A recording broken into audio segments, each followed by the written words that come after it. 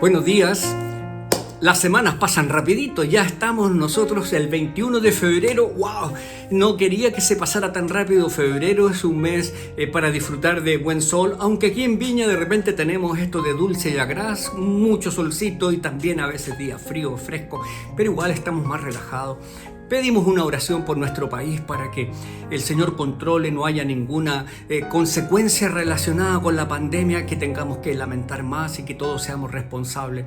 Soy Horacio González, pastor de Union Church en Viña del Mar, la iglesia Viña en Viña del Mar, y estamos en este espacio del escritorio del pastor para seguir reflexionando. Ya en el episodio 16, el penúltimo, el próximo lunes terminaremos con esta serie para comenzar otras en marzo, relacionada con reflexiones sobre Jesús, pasajes de Jesús, encuentros de Jesús con distintas personas o expresiones de Jesús que nos permiten reflexionar en nuestra vida para ser y parecernos más a Él. Jesús en el Evangelio de Juan capítulo 6, 48 habla de que Él es el pan. Sí, yo soy el pan de vida.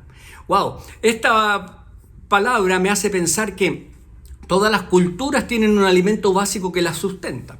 Puede ser el arroz, ¿no es cierto? Sabemos que sobre todo los países asiáticos, el maíz en América, las papas, etcétera, etcétera.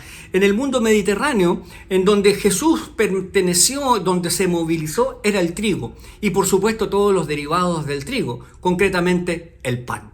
En su época no había una excesiva variedad en la dieta como lo conocemos hoy día. Y contento podía estar aquel que tenía un bocado de pan para echarse a la boca cada día. Esa lamentablemente sigue siendo la realidad hoy en día de millones de personas en nuestro planeta. Solo tienen un pedazo de pan para echarse a la boca cada día. Entonces no es de extrañar, por tanto, que el Maestro, que Jesús nos enseñara a pedir por nuestro pan cotidiano, el pan de cada día, la porción aquella que necesitamos cada día para sustentar la vida. Y Jesús usa la afirmación acerca del pan justo después de haber alimentado a varios miles de personas. Puedes leer el contexto donde está inserta esta expresión.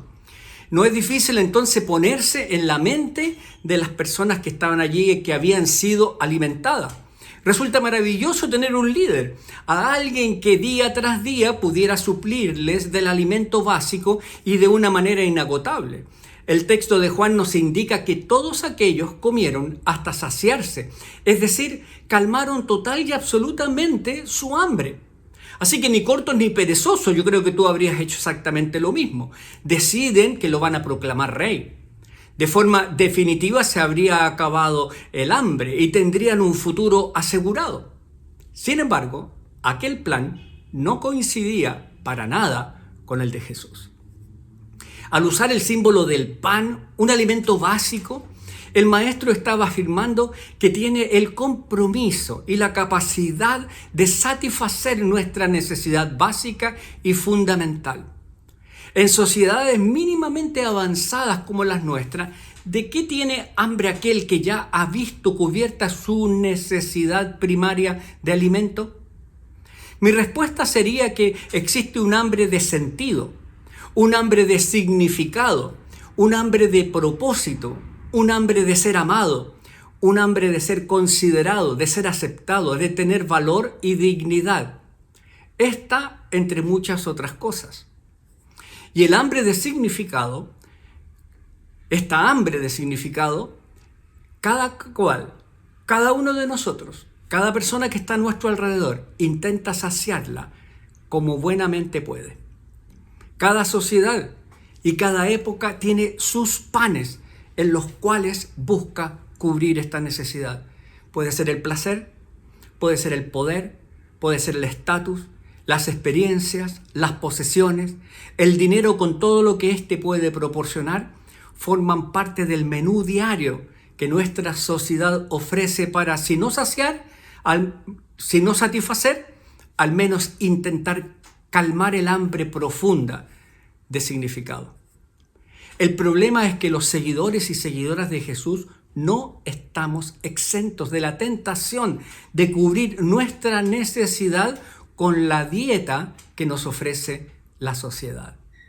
Lo mismo, y repito, placer, poder, estatus, experiencias, posesiones, dinero, etcétera, etcétera, etcétera. Con frecuencia, queridos y queridas, olvidamos que todo aquel que come de esos panes volverá a tener hambre y necesitará una dosis cada vez mayor para calmar el dolor del hambre de sentido, del hambre de propósito, del hambre de significado.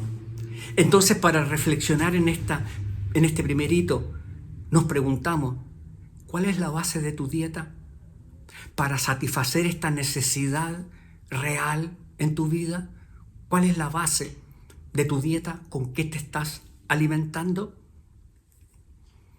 Pasamos al hito 2 y en Juan 6:35, con permiso, encontramos otra afirmación poderosísima de parte de Jesús. Dice, el que cree en mí no tendrá sed jamás. Juan 6:35. Queridos, está comprobado que un adulto sano únicamente puede vivir alrededor de 5 días sin agua. Pasado ese tiempo, el cuerpo ya no puede cumplir muchas de sus funciones básicas. A mí me recomiendan por lo menos tomar 2 o 2,5 litros de agua. Tengo que hacer un esfuerzo, pero tengo que tomarlo. Es vital. Ahora, hay casos documentados de personas que han podido alcanzar un límite de 10, 12 días sin ingerir líquido. Estamos hablando de excepciones. Las reglas generales son los números que te di antes. Ahora, si bien el pan es sustento básico de la vida, es una referencia cultural. Puede ser el maíz, puede ser la papa, el arroz. También lo mencionamos en el hito anterior, porque ellos ocupan el mismo lugar en otras culturas. El agua es una referencia universal. Nadie, en ninguna parte, en ningún lugar puede vivir sin ella. Y además, fíjate lo tremendo. Hay estudios de organizaciones que estiman que más de 600 millones de personas en el universo, en el planeta, más o menos el 10% de la población, no tienen siquiera acceso al agua potable. Y sin agua no hay vida. Entonces no es de extrañar